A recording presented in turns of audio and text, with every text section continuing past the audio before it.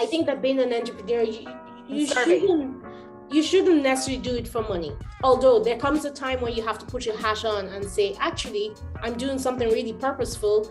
If I don't put my business hat on, this all will go to shreds and I won't be able to serve the people that I want to. Exactly. However, making money shouldn't be the reason why you're going. Having purpose, having meaning, and success to me and success to somebody else are two different things. Yeah. I'm so excited today. So excited because we've been talking about this for a long time. Today, I have a guest that is a very special person because I admire her. She's my friend since she started this journey. I'm going to say a little bit about her. So her name is Yinka Martin. She is the founder and CEO of HairWeavon, a successful e-commerce business that provides it has a beautiful meaning because it provides wigs and hair pieces for women and some men experiencing hair loss, either due to medical diagnosis, alopecia, and other conditions. So she started her journey in banking and tech as a project manager before having the amazing idea to start HairWeavon 11 years ago, as I said. So she's also a mom of two beautiful girls that I know. And she's very interested in personal well-being and personal growth. We have great conversations about it. She's a great fitness woman too. Yeah, I know that side of her too. And she travels a lot. She loves different cultures. So I'm so delighted to welcome you. Thanks for having me, Yale.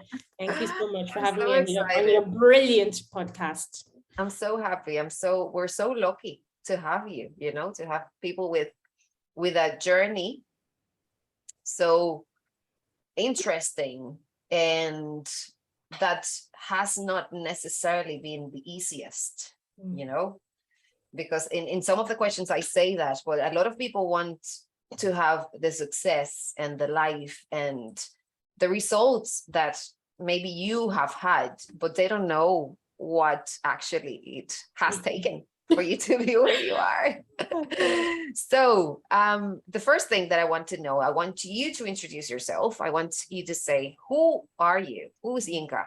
And I hope I'm saying it right because I am. Okay. Perfect. And how, first of all, who you are, and then how and why you started that business. Okay, so all yours. Well, thanks again, Yele, seriously, for having me. As you can all tell, I am Yinka of African origin. And I love that. Yeah, yeah, I am first generation immigrant here in Ireland. I came here with my mother, probably with just the bag on my back. And we started a new life for ourselves here in Ireland, Right. I am now very much both African and Irish. But I like to describe myself not just in terms of my business, of what I've achieved. I was Yinka before I started HairWeavon, and I was Yinka before I became mom of two amazing daughters. But they all make who I am, Yinka, the African Irish, the mom of two, the entrepreneur, CEO, founder of HairWeavon, Yinka who loves fitness, who loves travel, who loves people, real connections with people, genuine, real, meaningful connections with people, who is curious about all cultures, and who at the heart of everything that she wants to accomplish and do is really to support women, because it is often very hard to be a girl, a woman, a mother, a daughter, a mom, a sister, and a woman in this world trying to make things happen. So if there is a small way in my personal life and my career that I can support women, then I will be privileged to do it. And I'm so blessed that in my business life that I can do that every day. That's so amazing. you know, it must be very satisfying to see somebody experiencing, like a woman, especially because for men, they, you know, they don't have the pressure that we have on us. And to lose something like your hair and to be able to provide that safety, it feels safe, I think, to them, should be so like rewarding, fulfilling. Yeah, over the 11 years of my business now, I've come to realize how important hair is to men. Okay. Extremely important to women, you know, because being from an African background, hair is a big deal for Black women, or women of even from your culture. Oh yeah, Latin America. Yeah, all about the hair, like, you know, and hair for an African woman, from my perspective, hair for an African woman is very much part of our heritage, is very much part of our culture. Maybe many women, the more I speak to more women from other cultures and Caucasian women, they don't realize how big a deal hair is for us as African women. I often say, rightly or wrongly, hair for an African woman is kind of like fake tan for an Irish girl, you know, like, you know, we've been wearing wigs, hair pieces, braids, alternative hair solutions since we were in the womb, I would say, you know, because we have struggles with our hair. It doesn't grow well. It snaps with the, you know. We just have hair issues as African women. And you know what? It's amazing when we can embrace and just go, this is my Afro hair. I don't care if I look like a slave or whatever. This is it, and I'm proud. But many women are still not there yet, you know, so we need all these alternative hair solutions to help us fit in or look good or feel good. It is kind of like our hanker. So I grew up wearing braids and hair pieces since I was a little girl. But you asked me, how did I come up with this idea for HairWeavon? It's like, you know, I was growing up in Ireland as an immigrant, going to school where I was one of the only one of two Black girls in my school at the time. That must have been very contrasting at that time, because, you know, I came way after you. 20 something years ago. Yes, like many of the girls in my class had never seen a Black person or a friend with a Black person. So, you know, and I was trying to fit into this new culture. I was excited for it. You know, I had this opportunity to come to Ireland, and I knew then from that moment, it was up to me to make the most of that opportunity now, to run away with it and just, you know, do something worthwhile with the opportunity. Embrace it. But anyway, growing up in the Irish environment, and then going through university, going into the corporate world, and often just struggling with this hair thing, you know, wanting to just look good with my hair, not having to worry about it all day, that somebody knows I'm wearing something, or that it, you know, I need to brush it every few hours, or that it's not shedding, it's not coming over on the floor, or that people are wondering what happened to her hair yesterday and what's going on today. You know, the hair thing was just a big thing. And you are different already, you know, which is what, you know, I can totally relate to that. You know, like I think people can notice much more on us than in other people, so you don't want to be you don't want to look different. You don't want people to even notice something. You don't want to make more noise. So like after so many years, I'm just like, you know what, like, but in the States, they, you know, the Black women seem to look great, their hair looks good, you know, it looks natural, and I know it's not their real hair. There's obviously some better brands providing alternative hair solutions outside of Ireland. Why is it not here? I got really frustrated by the idea. And just as a personal project, I started researching the hair industry. I ended up traveling to India to see temples where most brands source, you know, the human hair from, in the most ethical way, because in India, in temples, people shave the hair. It's kind of a religious or traditional practice there when they're immigrating, when they're praying for something, when someone has a child. Just in their culture, it's quite normal for them to go to their temples, shave their head, and it's part of their own culture and heritage. And most of the brands that make pieces or wigs from real hair source the hair from the temples. So I went out to see for myself that this was real. People were freely giving the hair or donating the hair or whatever. I went out to China in those early days and across Asia to find manufacturing partners to see, could I do this? Could I start a hair brand? And at the time, to start the hair brand for the Black girl in the Western world who wants to look good. That was the initial goal. It was your own pain. Yeah, so it came from personal interest and personal, to solve a solution for myself and girls like me.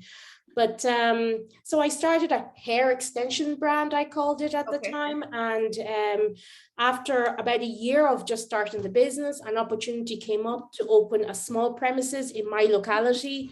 And I took that on, and slowly women started coming in saying, I've heard about your hair extensions. Could you make a wig for my mom? Or I've had alopecia for years and I've never been able to find wigs or hair pieces that look real in Ireland. Can you make something for me? So the demand from the hair loss community kind of came to me. And I remember initially I was like, I don't know anything about medical hair loss. I really don't know that I can undertake this calling, but at the same time, I felt that it was a real calling. People were coming asking me. There was really a need. They hadn't found what they needed to help them look and feel good. So I had to go back into the market and go back and research for this type of clientele. And I really felt like a privilege and a real calling to go and find solutions for us.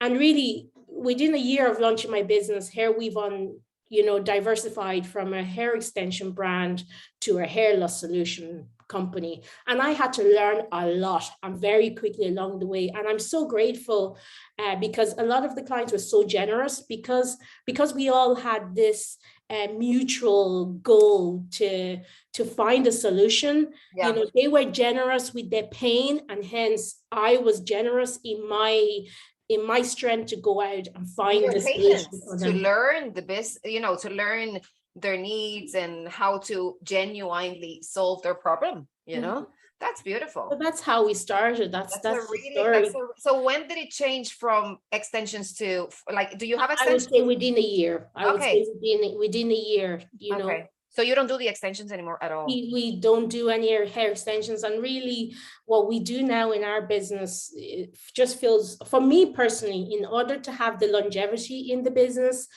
because you'll have good days and down days, but what really keeps me still enthusiastic and is the kind of customers that we serve, the community of people that we serve. No offense to anyone who wants to wear hair extensions. I just feel like what I'm doing for the woman who really is going through a traumatic time of hair loss just feels a lot more meaningful for me. It allows me to sustain my energy and my enthusiasm in what I'm doing. Your soul, yeah, your heart. Yeah. And it allows me to support women on a day-to-day basis where it really is meaningful and purposeful, Beautiful. So yeah, no, we don't do hair extensions. We dedicate our time, our energy, our resources to the women that are experiencing hair loss and that really need us, and some men. Great. Wow. Beautiful story. I'm no words. So I want to talk about the reality. Okay. It's a beautiful story, but beautiful stories have tough paths. So I want to talk about, their reality, but the challenges, the biggest challenge that you have had in your business journey, what has been that, definitely the biggest, because there's challenges every day. I suppose probably the biggest challenge is I had this vision to reach many more women like me and the women in the community that we serve. I knew that I could reach more women out, more so than within the island of Ireland. Yeah. I had experience working in the tech industry, and I knew that I knew that I always wanted to have an e-commerce business to reach more women. And it was back in the day where online selling was kind of only just becoming the norm, and people were only really starting to buy the likes of clothes online. But my gut told me that if people were buying clothes online now, they will buy our type of products online. And it was back in the day when people was like, who's going to want to buy that online? You need to come in here and try it on. But I knew there was a way. But it also meant that being in the early stages of presenting our type of products to our type of audience requires us to be the educator, to kind of convince them to be able to to shop our products this way. And it meant a huge amount of investment and resources in the kind of content that we put out there, in how we present the products to convince the customer that they can shop with us, and you are competing with the likes of Amazon, who do it so slickly, and, returns and, free shipping and all this stuff. And as a small business, starting out in offices in Rathmines, Dublin, trying to do big things, create an audience. So like, growing the business on a shoestring has probably been a huge challenge, so much so in, 2 or 3 years in, I was just like, I can't really see how I move forward from here. And, I really thought I was maybe done with the business, only to get a new, fresh, wind and new set of ideas. And, from having meaningful connections with people, keeping connected with our customers, just being present and silent enough to really see the opportunities and listen to the opportunities when they came. And one of two things happened, during those tough times, like a brand partner said something to me and a light bulb went off, or a customer said something to me and the light bulb, and slowly we just started to build something from nothing. I'm proud to say, we serve women in 42 countries now, doing what we do, and counting. It blows my mind sometimes, even though I knew and I had belief that we could do this, we could reach this many people. You still, the day-to-day reality of it, where you're wearing so many different hats. Some days I'm back in the early days, I was customer service, I was computer technician, I was I was lifting boxes of goods, I was painting, you just do everything. And I was web manager, I was, trying to figure marketing and social media, I was doing everything, and I don't even know how I didn't get exhausted. But you know what? I was young and I didn't let fear, it's not even about age, but, I didn't let fear get in the way. And I think the real passion for what I was doing and the need and the community, that kind of drove me to just keep going. And I'm very grateful, because I always say, like, you need serious stamina to grow any business, to grow an e-commerce business, to grow any business. It's not a sprint. Anyone who thinks my products are going to go viral and I'm just going to become, the most sought after product, it's like saying I'm going to become the biggest pop star tomorrow. Like, so many people are in that pool and very few, might make it. And so there is no sprint to it. It is a marathon. It is who has the stamina, who has the longevity, who has the real, genuine,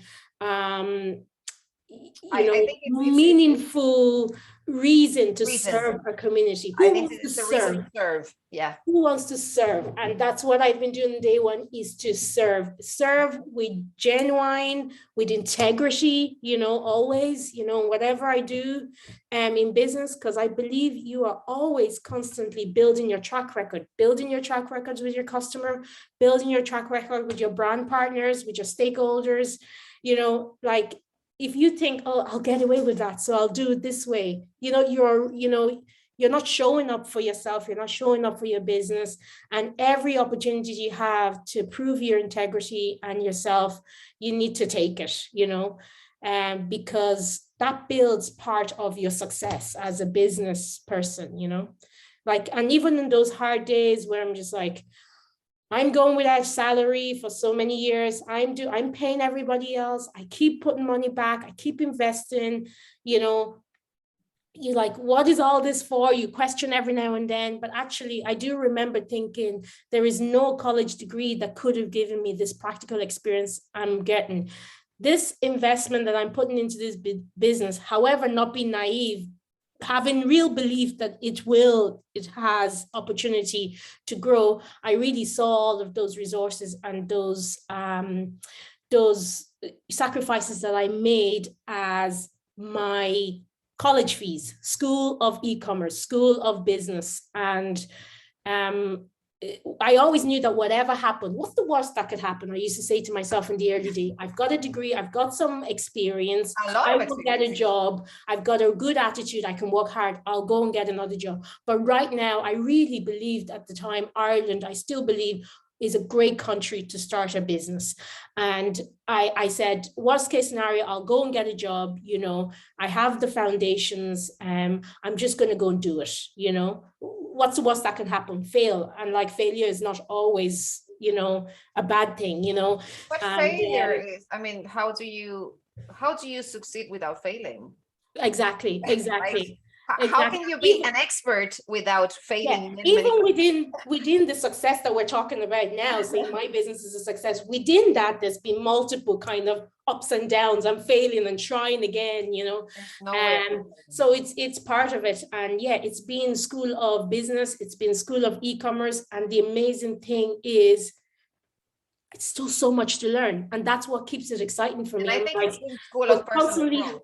Having projects, even within the business and in my personal life, I'm like, how else can I serve women? What issues are important to the women that we serve in our community? So there's still constantly, you know, things to do. And I think that's where I feel even more grateful. Even 11 years, I can see another 11 years, another 11. However, I have at some point, you know, we'll see what happens, but there's still so much to give and so much to do. And it remains exciting for me. And you know, I'm so grateful. You're evolving and you're bringing the business to evolve with you, which is what makes the business to be alive. So that expansion that you're having with like yourself, you're expanding as a human being. You're bringing your own expansion. You're bringing it into your business. So it's an alive. And as we grow into a more successful business, like, and saying all of that and developing and all of that, still maintaining the core of what we do, women, supporting women, you know, and looking after women, and what matters to a woman in our community matters to us. And that's still the core of what we do and why we do what we do and the way that we do what we do, because we just remember, she is my sister, she is my mom, she is you know, you. Yeah. So she is you. That's beautiful. That's really, really beautiful. Now, the reality of leading a business like yours. I mean, what is it like? The leader, like, because you lead a team of how many people? 8 people. 8 people. Yeah. So what is the reality of leading 8 people on a daily basis and like making them be their best version of themselves? Yeah. You know, it means giving some of myself. I give a lot of myself on a day-to-day basis, because in the same breath that I say that my intention in my business is to support women, my intention in the business is also to help the women within my business, my colleagues, to help them be the best that they can be, to maximize their potential, to empower them to have ownership of their little show within the big show, you know. And that is a genuine motivation for me is to help them, you know, be the best that they can be for the business and for themselves, and for them to feel part of something, you know.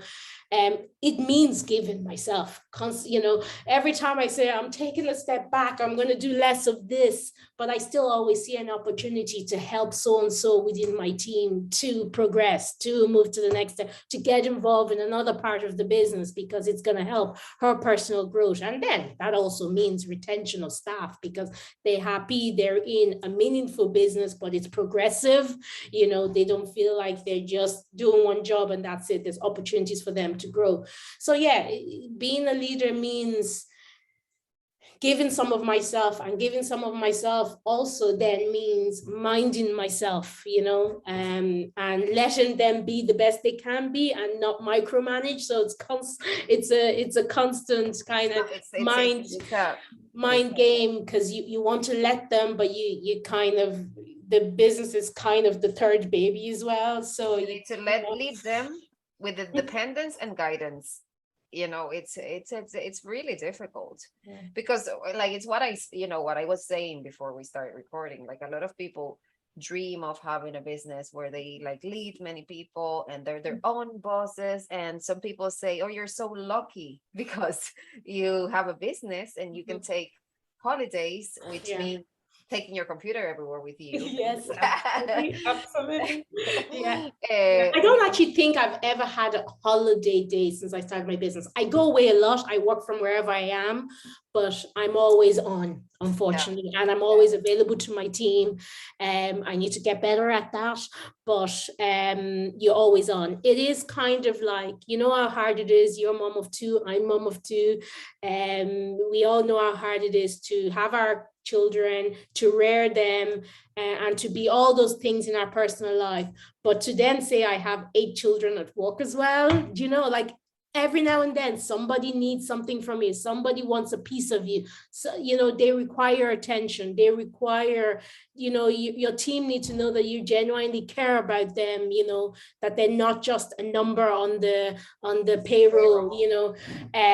So, you know, you constantly giving yourself professionally to help grow their, you know, their professional knowledge, but also sometimes personally is like, and like, you know, in 11 years, I've had great team members. I've had ones that unfortunately have not continued on our journey with us because they just weren't the right fit. But all of that process in 11 years, it's a weight, you know, it's constant people management. It's not easy. But I always go with good intention. I always lead with wanting a scenario where there is a win-win scenario for everybody. You know, I look at an individual and I say, what will help you feel like you're winning in your role in HairWeavon? And will HairWeavon be winning as a result of you being part? So it needs to be both ways. So I'm constantly always, but that's all going on in my mind. You know, that is tiring, you know. You're trying to look after everybody's best interest, everybody's needs, while sustaining a growing business, while looking after women, customers, clients in 42 countries. So come and be in my brain and think you're going on a holiday. Yeah, I mean, it's not easy. When I hear, like, some people tell me, you're so lucky. And I'm like, lucky? Do you, like, come spend a week with me? You know, like, shadow me for a week and tell me afterwards if I'm lucky, you know? However, you know, in all of that, knowing that people don't have the insight on what your day-to-day is, at the same time, one still has to be grateful and have gratitude. Oh, yeah, absolutely. I still have an opportunity to make a genuine interest. I still have an opportunity to know that my working day tomorrow is going to impact someone's life positively. I still have the opportunity to say that if today was the last day of my career, if I was to exit from my business or whatever today, I would know that I did something really good for 11 years, you know. So, you know, to to have the that gratitude for that. fulfillment of, Yeah. you know, I've been creating change. Yeah, I've created that. And I started something for nothing, and something that is really meaningful, that really helped, you know, so many women and continues to do so. So yeah, it's not easy. It's constant juggling, but at the same time, you know, gratitude for having the opportunity so and rewarding. being the chosen one. I mean, you know what I say a lot of times to people that ask me, like, why do you work so, you know, because I can relate to you a lot in the you know, like you have a business, you work, like, actually I heard one of my previous mentors say in a conference, entrepreneurs are the people that leave an 8-hour job for a 24-hour job and no pay. Yeah. Those are entrepreneurs, you know. Yeah. And I heard that, and I was like, why do we do that? Yeah. You know, Yeah. why do, and some people have asked me, like, why? Yeah. And I think, like, what I've said and what I heard and really resonated with me was, I prefer to look at my life and say I tried it than I regretted not trying it. You know, even though, you know, if I don't get to be where supposedly in my linear mind I want to be, you know, because we're meant to be in the present moment and enjoy what we're doing now, right? So what's going to be, you don't even know if it's going to be, because you don't know if you're going to be there. But I prefer to leave, be alive, you know. I think that being an entrepreneur, you shouldn't necessarily do it for money. Although there comes a time when you have to put your hat on and say, actually, I'm doing something really purposeful. If I don't put my business hat on, this all will go to shreds and I won't be able to serve the people that I want to. Exactly. However, making money shouldn't be the reason why you're going, you know, having purpose, having meaning, you know, and like, you know, success to me and success to somebody else are two different things. For me, success is not so much about, oh, my pay packet is increasing, our turnovers, you know, going up. Success sometimes personally to me is, okay, I have a comfortable salary. I'm also doing something meaningful, something purposeful. I'm leading a team to really genuinely help my team and my colleagues be the best they can be. I'm really empowering women and supporting women in a real sense on a day-to-day basis. My children are happy. I have time with them in the afternoon. You know, like my home life is good. I have a good relationship. I still have time for my fitness, my travel, my personal well-being, the things that are matter. For me, that well-rounded picture is success to me.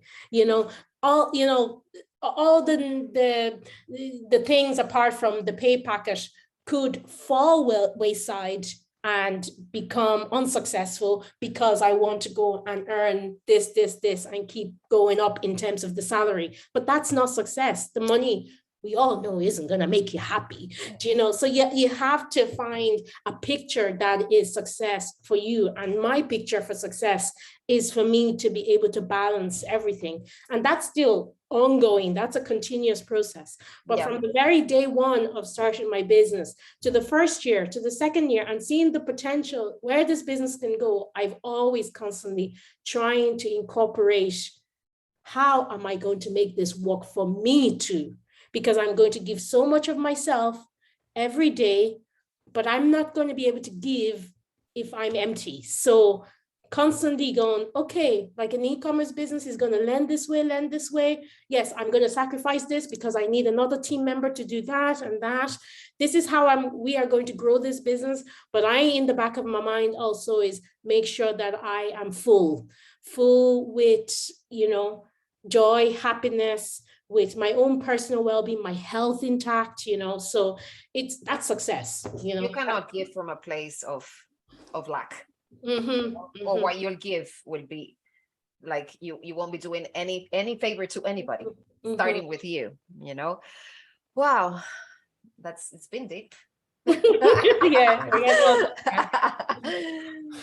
Biggest achievement that you've had? I know you've had a few that I can remember about. well, in the eyes of myself, like we're always much, I don't know, I'm tough with myself. So I don't know if you see the achievement that I see, you see it too, Yeah. My biggest achievement, in the I think business, it's, in the business. in the business. Yeah. The business. It's to have achieved to be achieving the ultimate goal, which is to reach more women in more countries who need our services, because there was the days when you sat there, you're waiting for the online orders to come and they didn't come. And every now and then you got one, and, it's not like day one, boom, we got loads of sales. We had to build, learn, grow, and to be doing that now, and, and to have such great reputation in what we do in the online space, in the hair loss community, in a genuine way, to be connecting with women on a day-to-day basis, holding their hand, talking about conversations that really matter to them, be it hair loss or otherwise. To be here with you today, is success, to have done it and then to be talking to you and your audience about it, to be looking for new ways of inspiring, serving, yeah. Like it is still ongoing, and to know that I'm not stagnant, or what do I do now? Oh, damn, if I could use the word, that would be kind of a funny place to be, but to know that actually I have opportunities to now do more and, mentor others and help others, succeed in whatever success means for them, like I feel content, at the same time knowing that there's more that I can do, Yeah. Don't know if that answers your question. There's always more. Let me ask you a question about fear. Have you ever felt, well, I'm not gonna say have you ever, I'm sure you have. Do you feel fear? Do you feel a lot of, like, how do you manage, like, the question would be, how do you manage fear? How do I manage fear? Ooh. Yeah, because fear, well, I don't know, but fear is yes. it's always there. Mm-hmm. Like in the early days, I must say, I started my business, I was 23 years old. I was like, oh, I could do anything. I got my degree and I'm going to do this and I'm going to China and I'm going to India. And I was going to the back end of nowhere in Asia, meeting people, no fear whatsoever, and I'm very grateful that period, because sometimes I have to remind myself of that period and knowing that that is still me inside. Because what happens is life happens, family life happens, children happens, and the fear just creeps in and it grows. And then you start questioning, can I really take those, make those sacrifices? Can I really give up my salary? Can I really, there's people relying on me, the fear, it just builds up inside you. And what happens to most people is then they do nothing, because there's always an excuse not to try or not to do it, But so I'm really grateful that I started at the point, but I think because I've reinvented myself a couple of times already in my life, Reinvented? What do you mean Ireland you started again many times. Yeah, exactly. As a 13-year-old starting life again in Ireland, and so there were several stages that I had to like reinvent, and so I kind of had some of that practice, but yeah, the fear is there, particularly with life and motherhood, and with age, financial security and all of that stuff. But I still believe we are so lucky, in Ireland and some other countries, try, just try. And don't say I tried for a couple of weeks, if you really believe in something, give it a good year, and show up for your business, show up for yourself every day, and say, even this year, if I didn't sell anything, if it didn't happen, and I truly showed up every day and I put all my energy into it and it didn't work and I failed, it's not failure, it's school of business, just still see it as that. And sometimes that first failure will prepare you even better for the next idea that comes of the next business. But if you don't try, you'll always wonder, oh, remember I had that idea and so and so. And you know what? If you don't do it, someone else goes off and does it.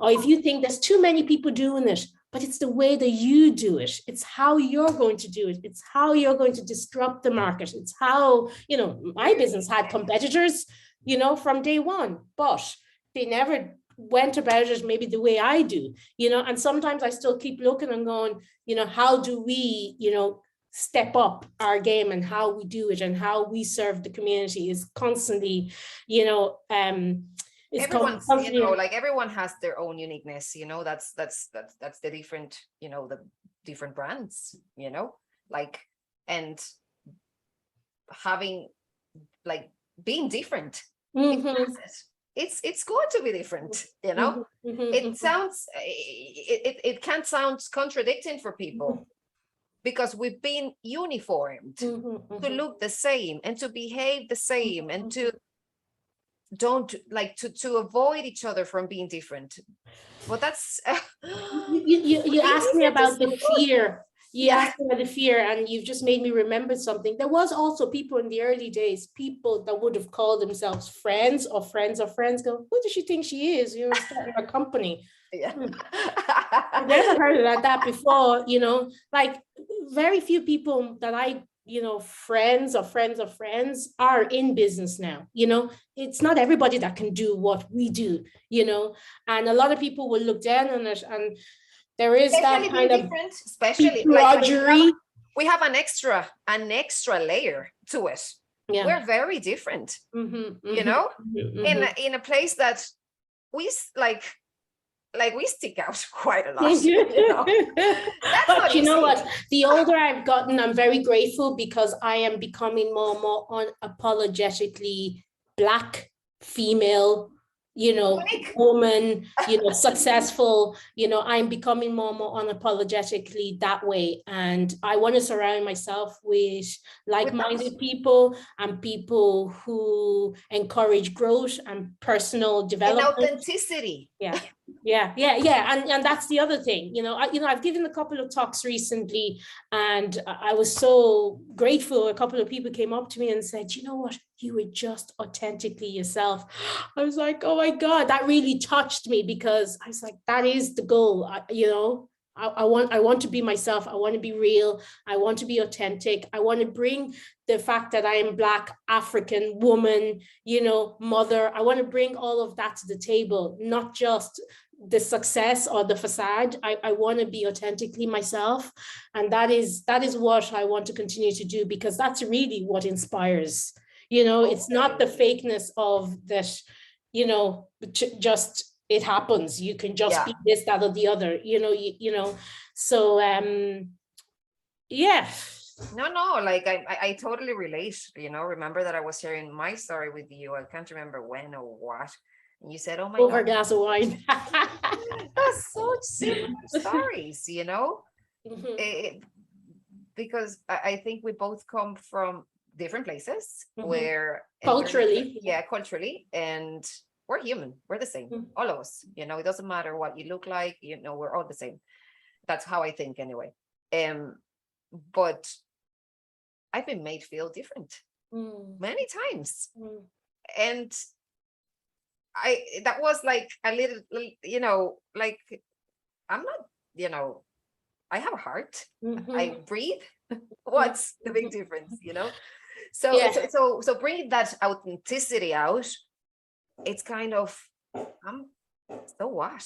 You know, yes. Well, you know my personal journey. I'm not going to go into detail, but we're getting really deep on the cultural sense of things now. But at the same time, we have to be real. You know, I've had my struggle with acceptance in my new community. Being a Black person, and I believe you, because I can feel, you know, a Black woman.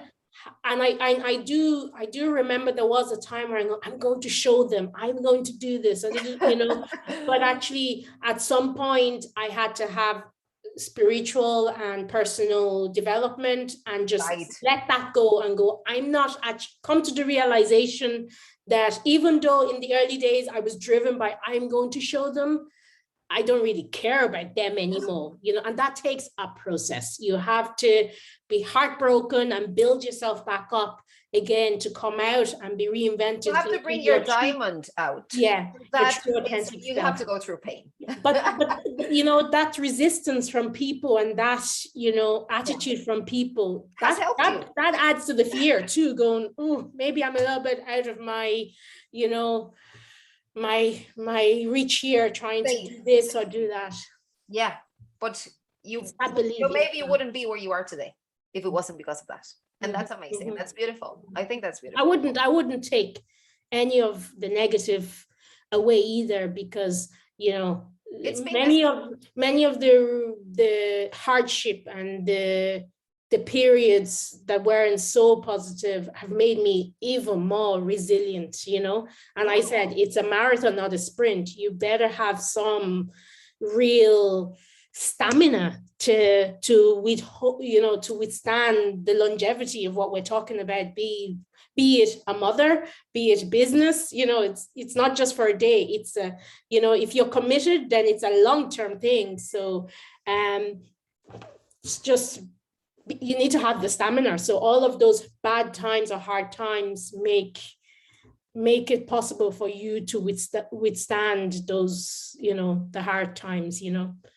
I just, you know, in my case, relating very close to your case, every story of every person that I truly admire has a very painful stage, you know. So I see it as, wow, that's, you know, I'm growing, like I'm seriously, like this has been serious growth, you know, having gone through all the things, not only the cultural thing, like every single thing, like being away from family, being different, starting from scratch, having to reinvent myself, taking like rejection, and you know, all those things have been a school, you know, that not everyone has been through. And a lot of people would never put themselves in that situation. And, you know, the benefit for us is that we've been through those, but we are living life more consciously. And a lot of people that haven't lived are still walking around, you know, not knowing what they don't know, you know. Yeah. But everybody's on their journey at different stages. So absolutely. I wish that everybody's eyes will open at some point and see the world as a bigger place, and you know, the way we see it. Well, we're getting there. Like, conscious people are getting much more conscious now in this era. So this was like a very extended side of a question. So I want to close now with this question. Actually, two questions. One, and if somebody has another e-commerce, like an e-commerce business, what are the top 3 things that they should be doing? You know, think about 3 things that are like essential for e-commerce business owners. Like, people have visions of, I'm going to start an e-commerce business and I'm going to be turnover. There are many layers that you build and you build and you build to really build the success, and then you must sustain it, you know. But I would say, just in terms of the technical side of things, mobile first, video second, and genuinely serve the community. You know, if you genuinely serve the community, then you're not writing content for Mr. Google. You're really writing it for that woman, for that person, whatever, you know, whatever your customer looks like. And it's not to be able to sell to her. It's genuinely to be able to help her through the solution that she needs, you know. So when you mobile first, video first, because the kind of content matters, you know, and then genuinely serving, if you have that in the back of your mind, you can really do things with the right intention, and that pays off. Good. Yeah. So content, video, mobile first. Yeah. Good. Great. And you didn't mention in the bio that you are flirting with mentoring. But you know, as a marketer, salesperson, communicator, I have to say it. She'll be mentoring people. We don't know when yet, Yeah. but that might be a step ahead in the journey. Yeah. And that would be amazing because you've done it before. Yeah. You know, I want to be able to help other women that look like me, not just only anyone. I want to be able to help women that look like me or do not look like me, but women, full stop. Anything that serves women is good for me, but I want to help them achieve their ultimate goal in starting or growing their business, or just having the business personal life that makes it successful for them, that means success to build that lifestyle that they want. Yeah, I understand that. Yes. So we'll see. I need to make room. So we never like the waiting list can start, ladies and gentlemen. And the very last question, what keeps you inspired? Like who inspires you? Well, I know some of the people that inspire you because we have spoken about it, but I want you to say 3 people that really inspire you and you keep feeding yourself from them. Do you know, if you do that, or what inspires you, what keeps you fed, you know? If there's one person that probably inspires me in like the famous you know, space, you know, you could say, it's Oprah Winfrey. As a human who's genuinely wanting to serve the world, not in the kind of entertainment side of what she's done, but more recently in the kind of content she puts out in terms of helping people spiritually develop as humans in the world that we live in now. I really admired that about her. Added to the fact that she has been a successful businesswoman as well, you know, but a true human to the world as well, who wants to serve in the process of being successful in business. So I admire her. I listen to a lot of podcasts and a lot of the guests that she has on, because I think that they can actually add something to my life in terms of personal development, spiritual connection, and all of that. So I suppose she's the go-to place where I get my content, really, you know, my personal development content. And because she connects the right people to her podcast, I feel like I get a good overall, you know, taste of different ideas in that space. Does that answer your question? Yeah, absolutely. Yeah, okay. Yeah, Cool. Big time. I've never heard her podcast, actually. I listen to a few of them. There's like the Super Soul Conversations. There's also a masterclass where like successful business in whatever film, business, you know, whatever, they come and talk real about, like what you're doing. Yeah. They talk real about what it takes, you know. And it's nice to hear people's story, because I kind of relate to people's real stories. Even when I watch kind of documentaries and films, I like to watch and listen to stuff about people's life to really get a real insight of what is, you know, what's the reality, you know? Yeah, and what it took to be on the journey to get to where they are. So that's kind of what interests me, and you know. Good. I know it. Anyway, I think we're going to leave it here. We extended ourselves a little bit, but it was necessary to talk about the things that we did. I think this episode is going to be very special, and I feel grateful. Oh, thank you for having me. No, I feel grateful that you would ask me. And again, in the endeavor to support women, absolutely, I was delighted to do it. And we all have to lift each other in whatever way we can. And you support me in your friendship over the years since in this journey. And I hope that, you know, we all want to keep supporting each other to be the best that we can. And this was a very, very small thing that I could have done. So it can make a huge difference. The things that we spoke about to many people, they can connect with it. They can be empowered. Hopefully they will be. So I'm extremely grateful for your time and energy over the years, and especially today. So thank you so much. And we'll see you in the next episode, everybody. Thank you so much. Bye.